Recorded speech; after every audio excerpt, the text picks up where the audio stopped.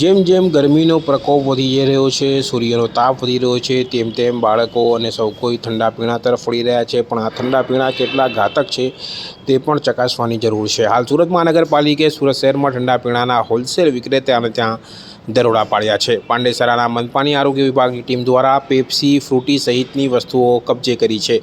મોટી માત્રામાં લોકોના સ્વાસ્થ્ય સાથે હાનિકારક પેપ્સી, ફ્રૂટીનો નાશ કરાયો છે। હાલ ઉનાળાની ઋતુમાં લોકો ઠંડુ પીણું પીવા માટે વધુ પસંદ કરતા હોય છે, ત્યારે પાંડેસરા, ઉધના, ડિંડોલી સહિતના વિસ્તારોમાં ઝાડા ઉલટી સહિતના કેસો વધી રહ્યા હતા। ત્યારે પાંડેસરાની મોટી માત્રામાં દુકાનદારોમાં કોઈપણ પ્રકારની માન્યતા વિનાનું ઠંડા પીણાનું વેચાણ કરતા હતા। મનપાએ દરોડા પાડી અખાદ્ય 80 કિલો ફ્રૂટી, 1000થી વધુ પેપ્સી, 7 લીટરથી વધુ ફ્રૂટી સહિતના જથ્થાનો નાશ કર્યો છે। તો બીજી તરફ પાણીપુરી વિક્રેતાઓના ત્યાં પણ પાંડેસરામાં દરોડા પાડવામાં આવ્યા છે। ગોવાલક ખાતે પાણીપુરી બનાવતા લોકોના ત્યાં પણ આરોગ્ય વિભાગે તપાસ હાથ ધરી મોટા પ્રમાણમાં પૂરીનો જથ્થો નાશ કર્યો હતો।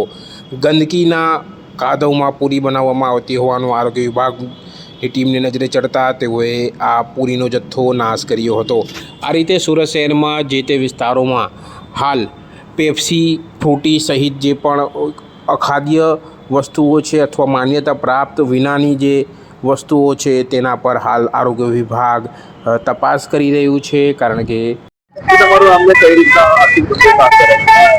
અત્યારે અમારા સાઉથ ઝોન ઉધનાના નાયબ આરોગ્ય અધિકારી શ્રી પિંગલ પટેલ સાહેબના આદેશ અનુસાર અમે આ વિસ્તારમાં આપણા સ્લમ વિસ્તારો છે, ઉધના ઝોનના જેટલા સ્લમ વિસ્તારો છે જેમાં રોગચાળાનું પ્રમાણ હમણાં વધી રહ્યું છે, ત્યાં એક ઝુંબેશ હાથ ધરીએ છીએ। તેમાં અમારી એક ટીમ બનાવવામાં આવેલ છે અને ટીમ દ્વારા જે આવા વિસ્તારો છે ત્યાં કોઈ પણ અખાદ્ય વસ્તુ જેવી કે ઠંડા પીણા છે, કોલ્ડ ડ્રિંક્સ, મતલબમાં જે પેલા પેપ્સી જો બાળકો લે છે, અત્યારે ગરમીના કારણે આવું બધું લોકો વધારે પીવાનું પસંદ કરે છે, ઠંડા પીણા કે આ પેપ્સીઓ, તો તેને અમે જગ્યા પર જ જઈને જે તે દુકાન પર સંસ્થા પર ચેક કરીને જો મળતું હોય આવી વસ્તુ જમા લઈએ, જે અખાદ્ય જે ખરાબ ખાવાની વસ્તુ જેવું છે એ બધી જમા લઈને તાત્કાલિક એને જગ્યા પર નાશ કરીને પાવડરનો છંટકાવ કરીને એને આમની સાથે ગાડી પણ જે કચરાની ગાડી એમાં અમે નાશ કરી દઈએ છીએ અને તાત્કાલિક ટ્રાન્સપોર્ટેશન મોકલી આપીએ છીએ।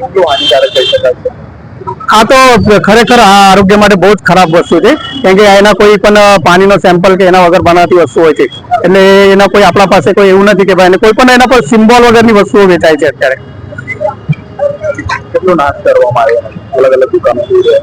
અલગ અલગ દુકાનોમાં અત્યારે તો અમારી પાસે જે કોલ્ડ ડ્રિંક્સ ને પેપ્સી મળીને લગભગ 400-500 કિલો જેવી છે, તો પેપ્સીઓ લગભગ સમજો ને તમે 1000 નંગ જેવી હશે, બે દુકાનો મળીને અમારે અત્યારે મળી છે ને તેને અમે અત્યારે તાત્કાલિક નાશ કરેલ છે।